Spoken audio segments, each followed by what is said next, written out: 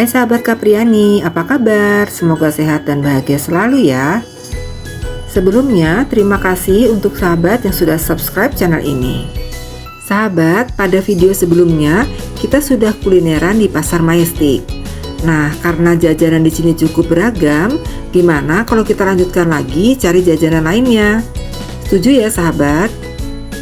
Kita cari jajanan yang belum pernah saya bikin videonya. Wah, ada kue leker. Kita mampir yuk sahabat sambil melihat cara membuatnya. Wah, ada dua cetakan yang berbentuk bundar. Tapi kenapa cetakannya diputar ya sahabat? Nah, barusan abangnya menambahkan meses dan susu kental manis di atas adonannya. Kalau begitu, kita tanya-tanya yuk ke abangnya. Wah, si abang pesan apa ya? Widih, es doger. Memang cuaca saat itu sangat terik. Sahabat, bahan untuk membuat kue leker adalah tepung terigu, susu, gula, mentega, dan telur. Bahan-bahan tersebut lalu dibuat adonan, lalu dituang di atas cetakan yang sudah panas.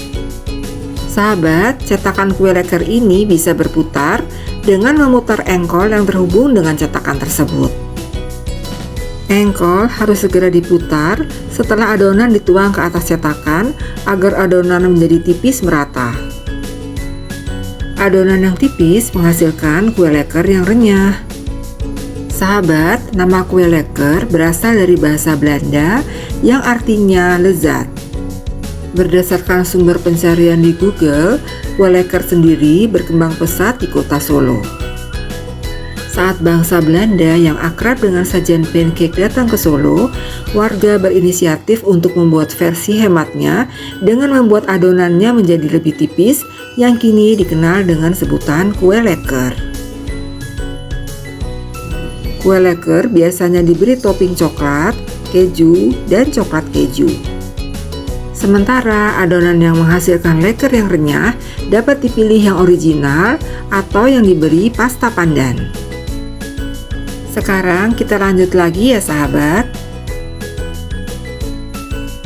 Wah, ada kue rangi dan kue pancong sahabat. Kue rangi dan kue pancong sudah ada di video saya sebelumnya. Kita lanjut lagi ya sahabat.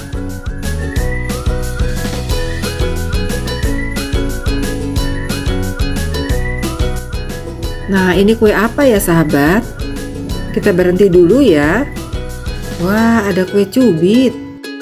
Kue cubit adalah jajanan waktu saya SD dulu. Nah, kalau sahabat, jajanan yang paling berkesan pada waktu SD dulu apa? Tolong tulis di kolom komentar ya. Sekarang kita lihat cara pembuatan kue cubit ya sahabat.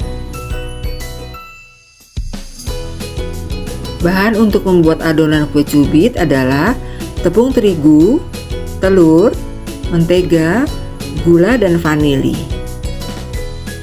Bahan-bahan tersebut kemudian ditambah air secukupnya, lalu dibuat menjadi adonan.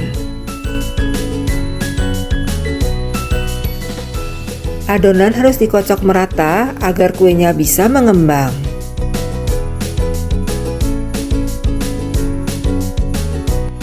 Nah, sekarang adonan siap dimasukkan ke dalam cetakan. Sebelumnya, cetakan dipanaskan terlebih dahulu di atas kompor. Lalu, cetakan diolesi dengan mentega agar tidak lengket pada waktu kue yang sudah matang dikeluarkan dari cetakan. Kemudian, adonan dituang ke atas cetakan.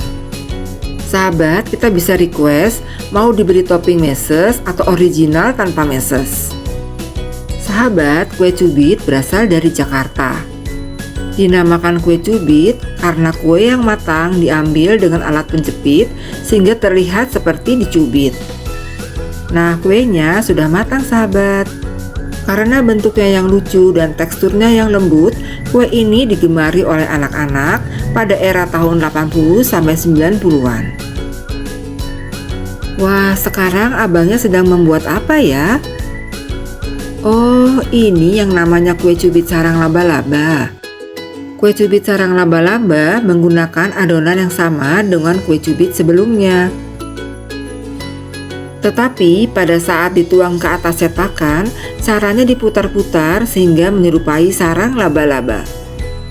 Kita bisa pilih mau dibuat setengah matang atau matang. Jika setengah matang, maka teksturnya lebih lembut, dan jika matang, maka teksturnya menjadi renyah. Bang, tolong dibuatkan yang matang ya. Setelah adonan setengah matang, maka dibalik agar matangnya merata. Setelah warnanya kecoklatan, maka kue cubit sarang laba-labanya sudah matang, sahabat.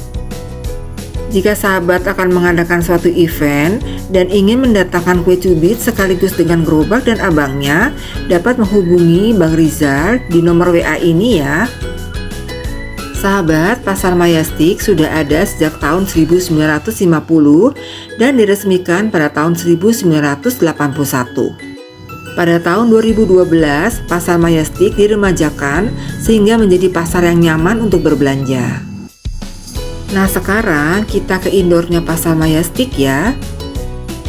Di lantai dasar juga tersedia berbagai macam pilihan kuliner.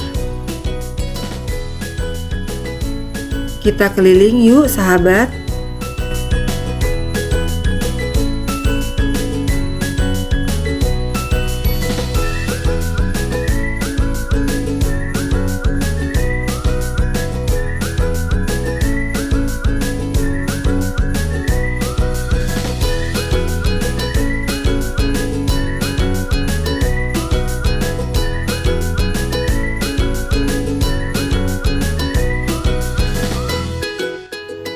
Nah, kalau di sini kita bisa memesan makanan dan langsung makan di tempat.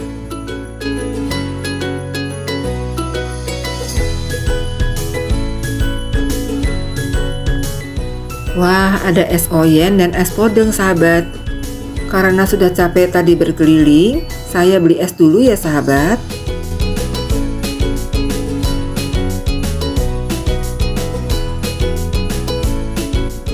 Kami pesan es podeng dan es oyen. Sahabat, selain menjual kebutuhan pangan, Pasar Mayastik juga menjual berbagai kebutuhan, mulai dari pakaian, kosmetik, emas, toko jam, sepatu dan sandal, dan perlengkapan sekolah anak. Pasar Mayastik juga terkenal dengan toko-toko tekstilnya yang berkualitas. Sejak dulu, Pasar Mayastik menjual jajanan dan kuliner legendaris, bahkan sampai sekarang semakin bertambah macamnya dan kualitasnya. Semoga video ini dapat mengobati rasa kangen untuk sahabat yang dulu sering ke Pasar Mayastik ini. Nah, saya sudah sampai di rumah, sahabat. Sekarang waktunya menikmati jajanan yang sudah dibeli tadi. Sekian dulu ya, sahabat. Jangan lupa like, komen, share, and subscribe. Terima kasih.